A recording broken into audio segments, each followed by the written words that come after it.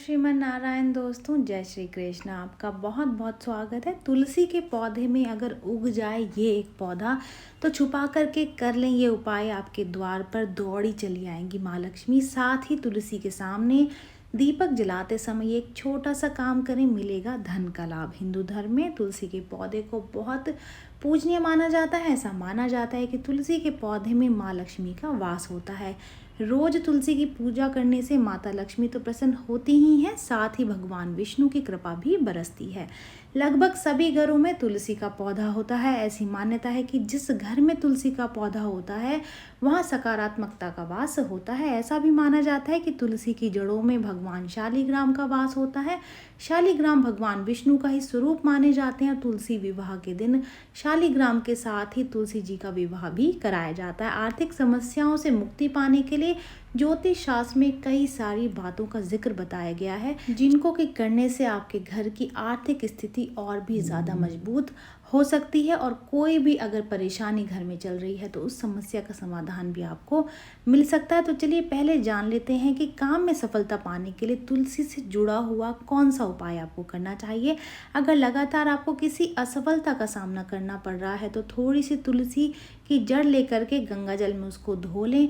इसके बाद विधिवत तरीके से पूजा करके पीले रंग के कपड़े में बांध करके इसको अपने पास रख लें, लाभ ज़रूर से होगा। तुलसी के गमले में या फिर जहाँ तुलसी लगी होती है आपने वहाँ देखा होगा कि कुछ अन्य पौधे निकल आए हैं। उन पौधों से भी आप बहुत बड़ा उपाय कर सकते हैं, जिससे कि आपके घर की स्थिति बदल सकती है। आप दिन रात चौगनी तरक्की कर सकते हैं। ज्योतिष शास्त्र के अनुसार कुंडली में ग्रहों के दोष को दूर करने के लिए भी तुलसी की पूजा करके उसमें से थोड़ी जल निकाल लें। इसके बाद में इसे लाल रंग के कपड़े या फिर ताबीज में डालकर बांध लें। ऐसा करने से आपको जल्दी ही लाभ मिलेगा। मन शांति और तनाव से मुक्ति पाने के लिए तुलसी की जड़ की माला बना लें। आप चाहें तो इसे मार्केट से भी खरीद सकते हैं। इसे गले में हमेशा पहने रहें। ऐसा करने से आपको लाभ मिलेगा और साथ ही नकारात्मक ऊर्जा से भी मुक्ति मिलेगी। सूर्यास्त के बाद आपको कभी भी नहीं तोड़नी चाहिए तुलसी की पत्तियां। इसके अलावा तुलसी की पत्तियों को फेंकने की बजाय गमले में ही दबा देना चाहिए।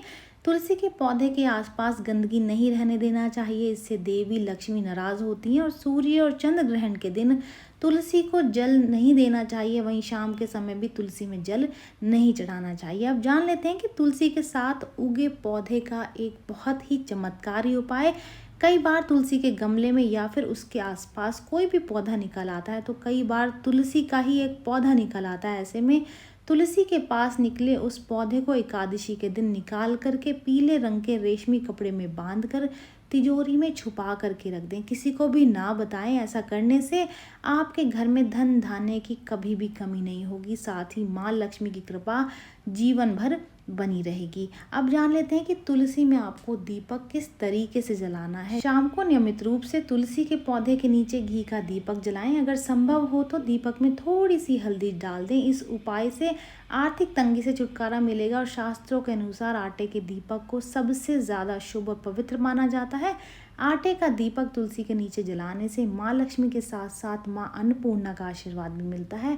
आपका घर हमेशा धन धान्य से भरा रहेगा। अगले दिन इस दीपक को गाय को खिला दें। इस उपाय के शुभ फल के साथ आर्थिक स्थिति भी मजबूत होगी। तुलसी पर यदि आप घी का दीपक लगा रहे हैं तो उसे लगाने से पूर्व उसमें थोड़ा सा अक्षत डाल दें और दिया जलाएं। इस उपाय से दरिद्रता जो है वो दूर भागती है और माँ लक्ष्मी प्रसन्न होती हैं। तुलसी पूजा के नियम भी जानना बेहद ही ज़रूरी है। सुबह तुलसी पूजन के बाद में उसमें जल अर्पित ज़रूर से कर दें।